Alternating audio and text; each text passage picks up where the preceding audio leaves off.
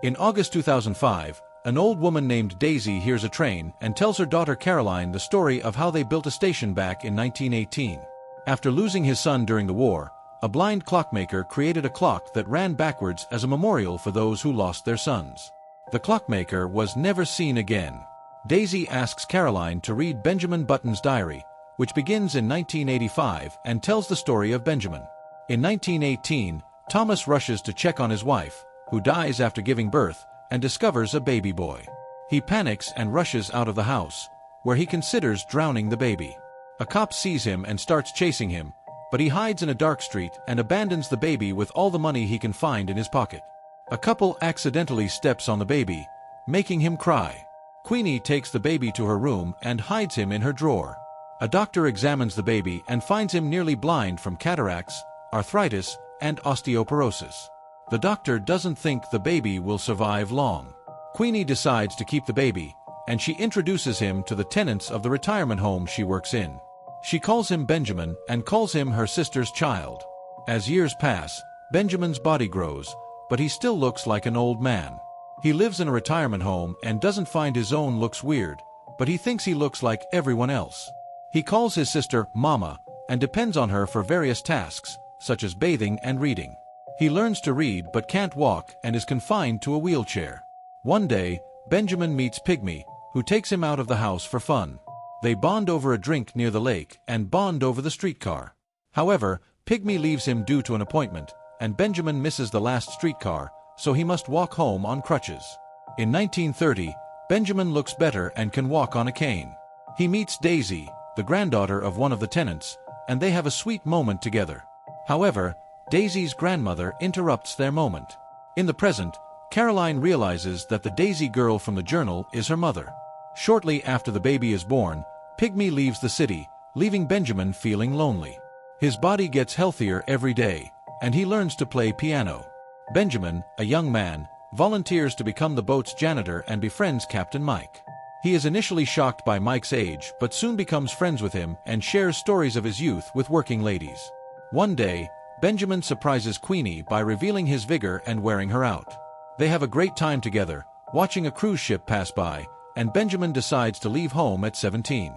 In 1936, Benjamin leaves home and writes letters to Daisy, who is studying ballet in New York. He takes a job in Mike's tugboat and travels around the world, becoming a family to him. He receives letters from Daisy, who is studying ballet in New York.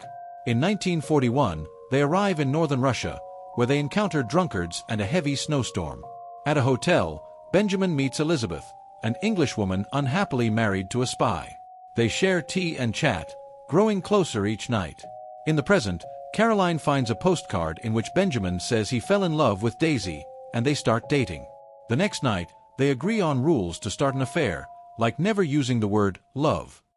They spend every night in Benjamin's room getting naughty. The next morning, Benjamin learns that Elizabeth has left. The next morning, Mike announces that Japan has bombed Pearl Harbor and that he has been hired by the U.S. Navy to support the war effort. The cook quits and is with his wife, so Benjamin takes over his job. When he returns to his room to pack, he finds a note from Elizabeth saying, "It was nice to have met you." During the war, the tugboat's job is to tow crippled ships and scraps of metal so they never see the actual battles. A soldier is assigned to the boat to watch over them, and Benjamin enjoys his stories. The soldier gives Benjamin all his money, asking him to give it to his wife if something happens to him. That night, the crew hears a bell and sees fire in the distance. Benjamin's boat is the first one on the scene, but an enemy submarine is nearby, and they are attacked. The soldier in the boat fires back, buying them some time before the boat explodes and sinks. The next morning, Benjamin is left to say goodbye to Mike before he dies. In the story, Benjamin is rescued by the Allies and finds himself in Paris. He returns home at age 50, reunites with Queenie, and sees his sister as a teenager. He learns that his mom's boyfriend died a few months ago and begins living there again. One morning, Daisy visits her grandmother, and they reminisce over their old times. They go to the lake, where Daisy shows off her dance moves before kissing Benjamin. Benjamin feels confused and turns her down, so she returns to New York. As weeks pass, Benjamin gets younger and stronger. One night, Thomas comes to see him while walking with a crutch due to an infection in his foot. Thomas admits he's sick, so he doesn't have much time left. Thomas takes Benjamin to his button factory and confesses to being his father. He apologizes for abandoning him and shows him a picture of the family at his home. Thomas wants to leave everything to Benjamin before dying, but Benjamin can barely deal with this news and leaves. Benjamin decides to go back to Thomas, and they visit the lake together, finding peace with their pasts before Thomas dies. Queenie goes with Benjamin to the funeral, and he assures her she's still his mom. In 1947, Benjamin travels to New York to see Daisy at the theater and is moved by her performance. However, Daisy is shocked to see him and turns down his invitation to dinner. At the dance club, Benjamin can't stand seeing Daisy with her new boyfriend and leaves. In the present, Daisy explains that Benjamin visited to tell her about his father and that she was the first American to be invited to dance with the Bolshoi Ballet. One day, Benjamin receives an urgent letter telling him that Daisy has been hit by a taxi, and he immediately flies to Paris to visit her. Daisy notices Benjamin's youthful and handsome appearance, and she asks him to stay out of her life. Benjamin leaves Paris but stays to look out for her.